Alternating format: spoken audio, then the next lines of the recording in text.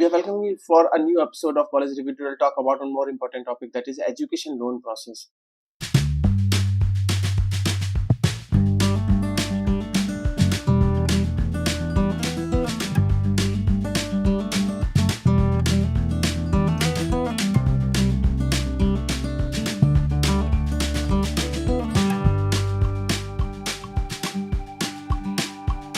देखिए, हर बच्चा जो एमबीए में एडमिशन लेता है, बीटेक में एडमिशन लेता है या किसी भी ऐसे कोर्स में एडमिशन लेता है जिसकी फीस थोड़ा सा ज्यादा होती है, वो घर से पे नहीं कर सकता, तो उसमें एजुकेशन लोन्स की रिक्वायरमेंट होती है। और एजुकेशन लोन की रिक्वायरमेंट होने के साथ साथ उसको कई सारे डर भी मन में आने लग जाते हैं कि कहीं ऐसा ना हो मैं एडमिशन ले लूं किसी भी कोर्स में, MBA, PGDM, BBA, BCA, engineering, और पता चले मुझे एजुकेशन लोन ही ना हो। और एजुकेशन लोन नहीं हुआ तो फिर मेरा एडमिशन बेकार हो जाएगा, जो मैं रजिस्ट्रेशन अमाउंट डालूंगा कहीं वो फिर रिफंड होगा या नहीं होगा। एजुकेशन लोन्स की वजह से क्या क्या डॉक्यूमेंट्स होते हैं, क्या क्या रिक्वायरमेंट्स होती हैं बैंक्स की, जिससे मुझे एजुकेशन लोन मिल सकता है। चलिए हम बात करते हैं ऐसी ही कुछ रिक्वायरमेंट्स की जो बैंक की तरफ से आपको देखने को मिलेंगी, या कौन से ऐसे बच्चे होते हैं जिनको एजुकेशन लोन मिल सकता है, या क्या क्या ऐसी चीजें हो सकती हैं जिसकी वजह से एजुकेशन लोन होने में काफी दिक्कतें आ सकती हैं।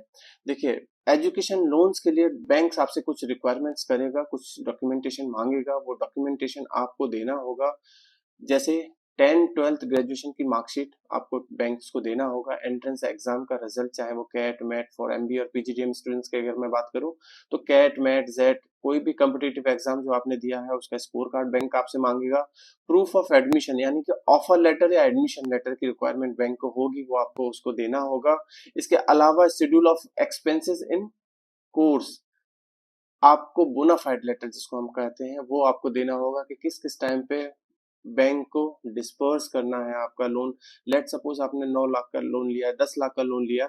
अब 10 लाख का लोन लिया, लेकिन 10 लाख का लोन एक बार में डिस्पर्स नहीं करता बैंक।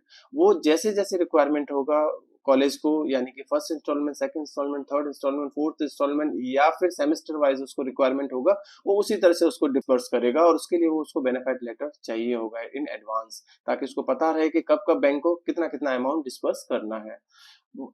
इसके अलावा कुछ और सर्टिफिकेट होंगे, जैसे कि गैप सर्टिफिकेट हो गया, पासपोर्ट साइज फोटो हो गया, आपके assets liability statements of the guarantor. देखिए, इसमें बैंक आपको जब भी कभी लोन देगा तो एज ए गारंटर आपके पेरेंट्स को बनाना चाहेगा, या फिर फैमिली मेंबर्स के किसी भी इंसान को वो एज ए गारंटर बनाना चाहेगा। कि अब ये गारंटर का मतलब ये नहीं है कि अगर आप लोन न चुका पाए या कोई भी मिस हैपनिंग किसी के भी साथ हो सकती है, कुछ भी हुआ तो वो आपके पेरेंट्स से वसूलेगा, ऐसा नहीं होता। बैंक ये काफी सिक्योर्ड लोन होता है, आप कभी भी लोन लोगे वो आप ही को देना है, किसी और को लोन नहीं देना होता। लेकिन हाँ, कुछ फॉर्मेलिटीज जरूर होती हैं। एज ए गारंटर आपके पेरेंट्स को बनाना चाहता है बैंक, एज ए गारंटर आपके रिलेटिव्स को बनाना चाहता है बैंक, ताकि उसको थोड़ा सा आसानी रहे। इसके अलावा जो डॉक्यूमेंट्स हैं वो सैलरी स्लिप पेरेंट्स का हो गया, या फॉर्म 16 हो गया, या आईटी रिटर्न। पेरेंट्स अगर जॉब नहीं करते, कोई बिजनेस है तो आईटी रिटर्न आपसे मांगेगा। बैंक अकाउंट स्टेटमेंट, 6 महीने का कम से कम अकाउंट स्टेटमेंट मांगेगा पेरेंट्स का या गारंटर का। अब देखिए, ये सारे डॉक्यूमेंट्स बैंक आपसे लेने की कोशिश करेगा, या उसकी रिक्वायरमेंट होगी तभी वो आपको बैंक लोन डिस्पर्स करेगा। इसके साथ साथ वो ये भी चेक करेगा कि कहीं आप डिफॉल्टर तो नहीं हो, कहीं ऐसा कोई पास्ट में कोई ऐसा लोन तो नहीं लिया हुआ जो आपने ना दिया हो, प्लस आपका खुद का घर है या नहीं है। कहीं ऐसा ना हो आप रेंट पे रह रहे हो, रेंट पे हो सकता है आज यहाँ हो, कल कोई परमानेंट एड्रेस ही ना हो आपका, तो उस केस में बैंक आपको डिनाई कर सकता है। मोस्ट इंपोर्टेंट चीजें जो ध्यान में रखने वाली बात है कि एक तो कॉलेज अप्रूव्ड होना चाहिए हर जगह से, आपके पास सारे डॉक्यूमेंट्स अवेलेबल होने चाहिए। कॉलेज जैसा हो, चाहे टीयर 1 हो, टीयर 2 हो या टीयर 3 हो, बैंक सारे कॉलेजेस को लोन आसानी से दे देगा। हो सकता है लोन के लिए अपनी बैंक जाना पड़े, अपने होम टाउन जाना पड़े जहाँ पे आपके अकाउंट्स हैं, आपके फादर के अकाउंट है, आपके रिलेटिव्स के अकाउंट है, या फिर ऐसा भी हो सकता है कुछ कॉलेजेस में, टीयर 1 कॉलेजेस में ज्यादातर देखने को मिलता है कि वो बैंक्स आपके खुद के कैंपस में अवेलेबल होता है, वो वहीं से बैंक लोन डिस्पर्स कर देता है।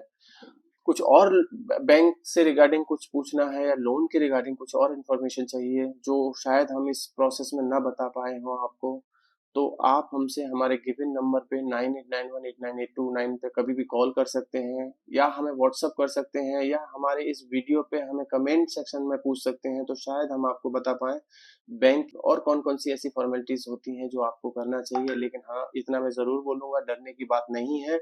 आप किसी भी कॉलेज में एडमिशन लेते हैं, बैंक्स आपको लोन देगा अगर आपके पास डॉक्यूमेंटेशन सही है। Thank you.